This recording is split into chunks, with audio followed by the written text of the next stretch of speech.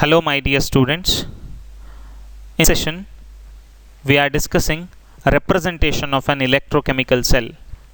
Last session we have discussed about Daniell cell and today we are discussing how the cell is represented. Myself J. Raj Hegde and let us get into it.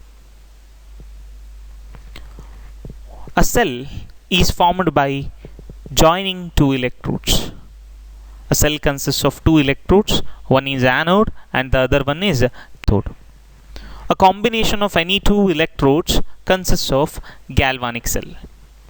So a galvanic cell contains two electrodes and one electrode which has greater tendency to undergo oxidation or which easily get into the solution by liberating electrons, which acts as anode. Anode is that electrode where oxidation takes place, and the other one which has higher tendency to get deposited, that means it has higher tendency to undergo reduction, that acts as cathode. Anode is the one which has low reduction potential and high oxidation potential, which acts as anode, and the cathode is one which has high reduction potential, which acts as cathode. So in Daniell cell, zinc electrode is an anode and copper electrode is a cathode. Zinc is anode and copper is cathode because zinc where oxidation takes place, copper where reduction takes place. The cell is represented like this. So here zinc is undergoing oxidation. We write the electrode based on alphabetical order. Remember, first we write, this is a shortcut, anode first we write, then we write cathode. So anode where the oxidation is taking place, zinc is undergoing oxidation to form Zn2+. So zinc bar zinc 2+ stands for, here it is occurring oxidation, where we write the concentration of Zn2+ in the bracket, and the copper 2+ is undergoing reduction. In cathode there occurs reduction, Cu2+ to Cu. We should have to write the concentration of Cu2+. Remember, the concentrations of the solution is to be written. This cell is called anodic half cell and this cell is called cathodic half cell. First we should have to write the anodic half cell, then we should have to write the cathodic half cell, and anodic and cathodic half cells are separated by double bar. In fact, sometimes we can write the salt bridge over here. What salt bridge we have taken? See, the anodic half cell reaction is zinc will give Zn2+ plus 2 electron. Here it is oxidation. Cathodic half cell is Cu2+ plus 2 electron. It takes 2 electron and undergoes reduction. Always left side we should have to write anode and right side we should have to write cathode. Remember the name Anil. Anode, left. Anil, anode, left. Left side is anode and right side is cathode. How we represent the cell? The general representation is pretty simple. We should have to say, take any anode is on left side where the oxidation is taking place. M, a metal is undergoing oxidation by n number of electrons. It loses n number of electrons. And we should have to mention the concentration of the ion.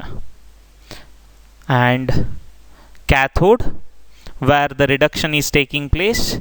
Here another metal which is having n number of electron, n number of positive charge. It is in short of n number of electrons and it takes that n number of electrons and get deposits as metal. These two are separated by a double bar. So in the entire case, first at the left side we should have to write anode and the right side we should have to write cathode. Write the cell representation of galvanic cell which has following reaction is taking place. Zinc plus 2Ag plus will gives 2Zn plus 2Ag. So in this case further you show negative charge of the electrode, which one is negatively charged, then the carriers of current in the cell, and individual reactions of the electrode. Let's go for the solution. How we can represent the cell? Here first we should have to write the zinc is undergoing oxidation, so that's why you should have to write zinc bar Zn2 plus. They have not given concentration, otherwise if they give concentration we should have to write the concentration over here. Let's say 1 molar Ag plus is also 1 molar, we should have to write zinc bar Zn2 plus. In the bracket we should have to write 1m. This is the anode. First we should have to write anode at the left side, then at the right side we should have to write cathode, where Ag plus is undergoing reduction to form Ag. Ag plus to Ag, it is cathode, and these two are separated by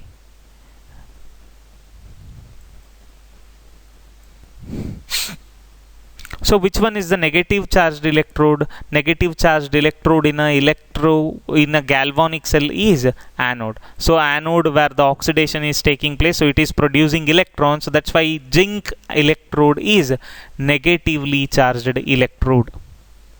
Anode is negatively charged in terms of galvanic cell or voltaic cell. The carrier of the current in the cell. The current in the cell is, the current carriers are electrons. Electrons are charge carriers. Remember, always electrons flows from anode to cathode. Electron flows from anode to cathode because anode is negatively charged, it is electron rich. Cathode is electron deficient. Electron flows from anode to cathode. Current travels in a reverse direction. Current flows from cathode to anode. What direction electron flows? In the exactly opposite direction the current flows. It's for you, and for the question, the current carrier or the charge carriers are electrons. Let's have the third question. Individual reactions of the electrode. The electrode's anodic reaction is simple. Zn plus 2 plus Zn gives Zn2 plus plus 2 electron, and cathodic reaction is Ag plus plus electron gives Ag. Here it is producing 2 electron, but it is taking only 1 electron. The reaction is not balanced, so to make it balanced we should have to multiply this by 2. So that's why 2 Ag plus plus 2 electron gives 2 Ag. If I write overall reaction, it is already given. Write the cell reaction for the cell Mg bar Mg2 plus and Al3 plus bar Al. Write the cell reaction. The cell reaction looks like this. So cell is represented Mg bar Mg2 plus. That means we should have to have half cell Mg bar Mg2 plus, which is acting as anode, and Al3 plus bar Al, which is acting as cathode. Here magnesium has undergone oxidation, so oxidation half cell reaction is Mg will gives Mg2 plus plus 2 electron, and cathodic half cell is Al3 plus plus 3 electron. It takes 3 electron and forms Al. Here aluminium is undergoing reduction, but the number of electron changes 2 electron is changing. 2 electron is given by magnesium, where it is taking 3 electrons. To make it balanced, this is to be multiplied by 3. So that means it will become 6 electrons, and this is to be multiplied by 2. So that's how the total number of electron will be 6. So number of electron liberated and number of electron absorbed will be same. So that's why the overall reaction will be 3 Mg. I should have to multiply this by 3 Mg plus I should have to multiply this by 2 Al3 plus will gives 3 Mg2 plus plus 2 Al. The number of electron change during this reaction is 6. For the cell reaction, Fe plus Cu2 plus will gives Fe2 plus bar plus Cu.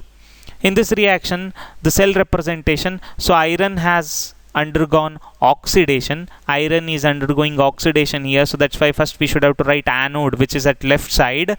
Iron is a metal. It is undergoing oxidation, Fe bar Fe2 plus, and the copper 2 plus is undergoing reduction. So that's why copper 2 plus to copper, copper 2 plus to copper, it's a cathode, and it is to be separated.